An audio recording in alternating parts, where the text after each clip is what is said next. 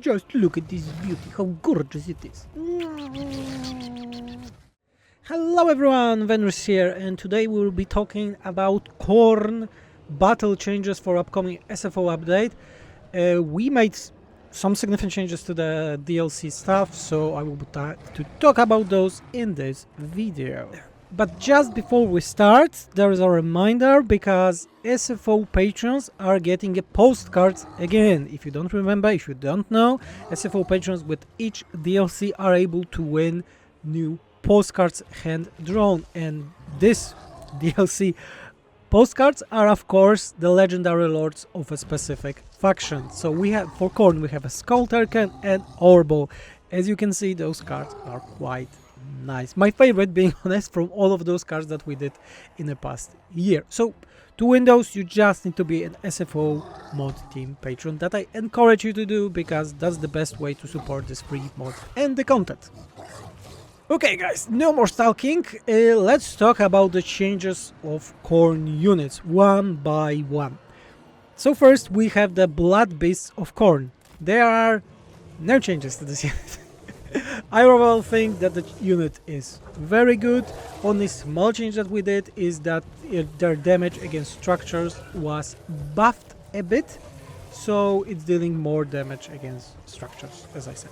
But yeah, besides that, it's nothing else. Very good unit, nothing to tell about it. Skull Reapers. Skull Reapers of KHORNE. The first thing that you probably notice is that there are 20 units of them from 60. Skull Reapers overall in vanilla are problematic because they are more or less the same tier as Warriors of Chaos, and makes Warriors of Chaos a bit redundant. We have 3 units of those in vanilla already, we don't need more. So we lowered their number of units to 20 from 60, and also gave them the new ability. Ability is called Vindication, and it makes that every unit around them loses 75% of their melee attack. It doesn't affect lords, which is quite important, and also lowers the base melee attack. If unit has all their buffs from abilities, passives, things like that, it's not affected by it. So as you can see, we wanted this unit to be a glass cannon support, something like that, with also a way to very fast replenish their vigor. The movement speed of the unit is also higher than warriors, things like that, so it's better to maneuver it and so on. And also, small thing, they just got a more physical resistance because, you know, they are squishy. On the other side, we have a Roughmongers, and Roughmongers, quite interesting unit also, but filling the almost the exact same roster role as Chosen in SFO, so we had to make some changes, especially that they are on the exact same tier. So first of all, they are 12 units right now, not 32, and they will be working more like aspiring champions of KHORNE. And they have a new ability similar to the Skull Reaper's ability. The Draw Arrow is making that all units around gets into rampage immediately, of course not affecting lords and heroes, and their physical resistance and damage resistances are lower, so it's easier to hit them right now for the unit. Besides that, the speed of attacks was increased for the unit, and also they have area attacks, and because of the hammers on the chairs, we added the knockback. Knockback means that the unit mass is calculated higher, so when fighting with units with a lower mass, they can interrupt their attacks while attacking. So, small change, yet again, I think it's quite interesting. If we move to the Regiment of the Renown version, there was not that much changes to them, yeah? We added the main contact attack, oh by the way, to both of them, so they cause bleeding like attack. This is an SFO thing. Also, the Bloodwake Berserkers are now unbreakable, yeah, so their ability with explosion, so Bloodstorm, was not changed much. We only added the Weeping Blade to it, so it lowers enemy armor by 50% when they die and explode, yeah, so everything around, it's easier for them to kill all their stuff. So let's talk about the cutie here, the Slaughter Brute. Very cool unit, but also problematic in terms of the roster for... okay, he's looking on us.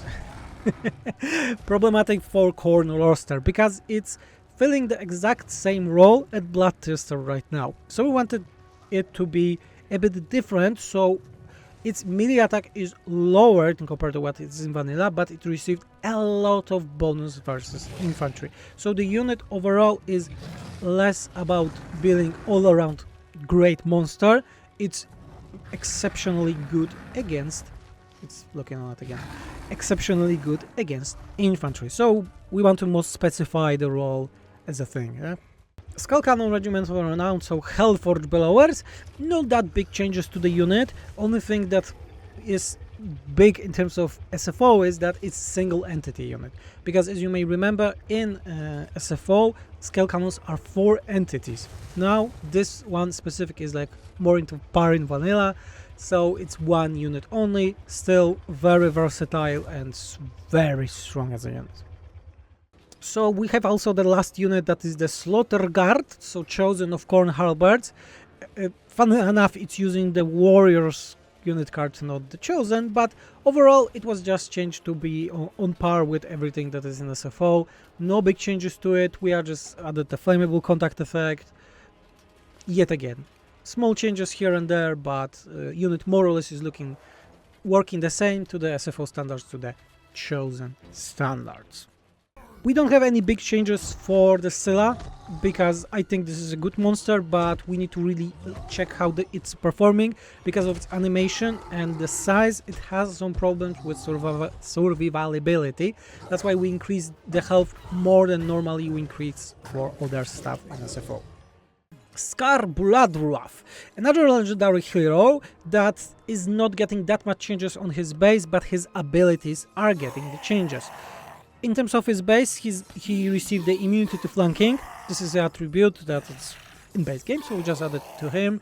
I think it would be fitting, because he's very versatile, he's very mobile and has those chains. Then how could anyone attack him from the side? It's Scar, after all.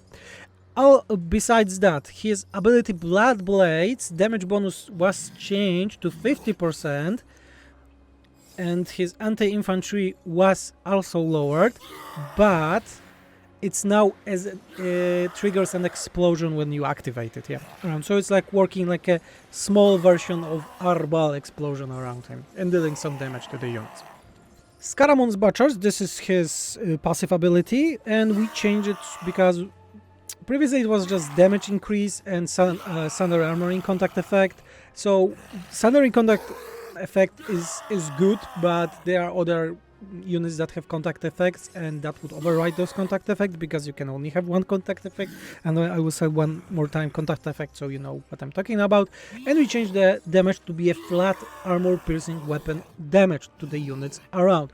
Important thing with this is that it will be buffing the lower tier units way more than the, let's say, Bloodthunder, because it's doing almost nothing to the Bloodthunder. Bloodspeaker is a very interesting lord, but also very problematic right now. In vanilla, his biggest ability is called Blood Sacrifice, and normally in vanilla it was doing almost 1400 damage to the unit. The unit that in vanilla has 4000 health. So in 2 uses, maximum he could kill himself for a mere 10% health replenishment. In SFO, which is important, we changed that he's always getting 1000 health damage, not 1400, and the healing was changed to 25% from 10%. The unit should be having way more uses. Of course, there is still exchange, this still causes damage to himself, but overall should be way better. Also, all of his other abilities received some buff, like Murderous X or something, Wild Abandon, and so on. So he is a better support unit. He's still very squishy as a lord, but works way better as a support character. Those are more or less all of the changes for the battles in terms of KHORNE. Both Skullturken and Arbal did not receive a lot of changes, because we think that those units are very strong units. Legendary Lords, their abilities are also very fine. So they will be getting more changes in terms of the campaign, but in terms of the battles, we decided that yeah, they don't really need that much. So yes, this would be all for this video. Thank you everyone for watching. Remember about those nice postcards that you can win if you are at SFO Mod Team Patreon. And don't forget to like the video, subscribe, all that YouTube jazz, and you can expect more videos in terms of the campaign changes for the KHORNE, but also green skin and other battle changes very, very soon. So have a nice day, and I was Vendris, and I'm out. Bye.